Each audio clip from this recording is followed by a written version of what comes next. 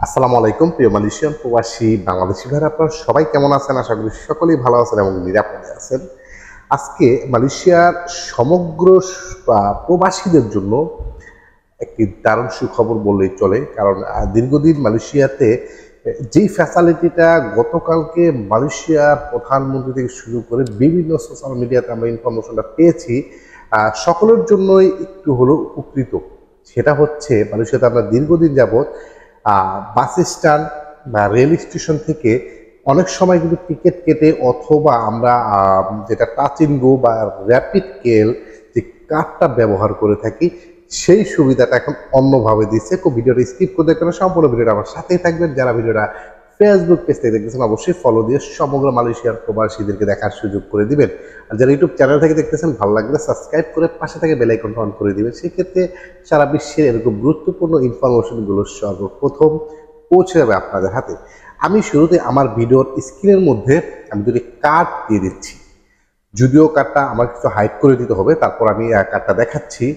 মালয়েশিয়াতে আপনারা র্যাপিড কেল বা টাচ এন্ড গো অনেকেই ব্যবহার করেন, বিশেষ করে প্রবাসীরা সকলেই কিন্তু এটা ব্যবহার করে থাকেন। কিন্তু গতকালকে থেকে মালয়েশিয়াতে আপনি টাচ এন্ড গো এবং র্যাপিড কেল এর কার্ড ব্যতীত আপনি আপনার ব্যাংক কার্ড দ্বারা, হতে পারে ডেবিট কার্ড, হতে পারে ক্রেডিট কার্ড, দুটি কার্ড দ্বারাই আপনার টাচ এন্ড গো এর সিস্টেমের মোতাবেক এবং র্যাপিড কেল এর কার্ড যে সিস্টেম আপনারা টাচ করেই বিভিন্ন স্থানে ভাড়া দিয়ে থাকতেন, এখন থেকে ডেবিট কার্ড এবং ক্রেডিট কার্ড দিয়েই আপনি ভাড়া আপনার পেমেন্ট কমপ্লিট করতে পারবেন।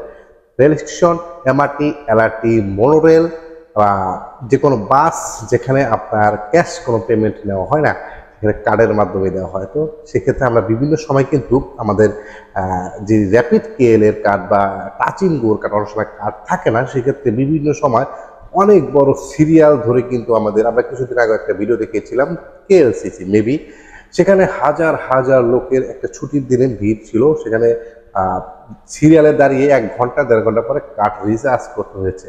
এখন আর সেটা থাকতেছে না। আপনার ব্যাংক কার্ডে মোটামুটি সকলেরই মালয়েশিয়ার ব্যাংক কার্ডে কিছু না কিছু টাকা থাকে, 5 টাকা, 10 টাকা, 20 টাকা, 50 টাকা পর্যন্ত অ্যাভেলেবেল সবারই থেকে থাকে।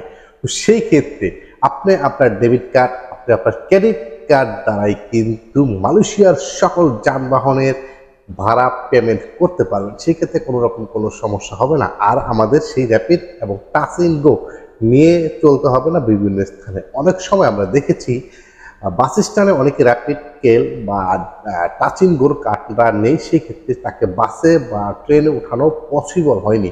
কিন্তু মালয়েশিয়াতে যে সকল কর্মীরা রয়েছেন, আশা করি সকলের প্রত্যেকেরই ব্যাংক কার্ড রয়েছে, হতে পারে ডেবিট কার্ড, হতে পারে ক্রেডিট কার্ড। তো সেই ক্ষেত্রে আপনারা এই টেনশনটা থাকতে হচ্ছে না। আপনি ডেবিট কার্ড এবং ক্রেডিট কার্ডের মাধ্যমে সকল যানবাহনের পেমেন্ট দেওয়া শুরু করতে পারবেন। গতকালকে থেকে স্টার্ট হয়েছে, আপনি ইচ্ছা আজ থেকেই চলতে পারবেন। So day by day Malaysia এভাবেই আপডেট হয়ে যাবে বিভিন্ন স্থানগুলো।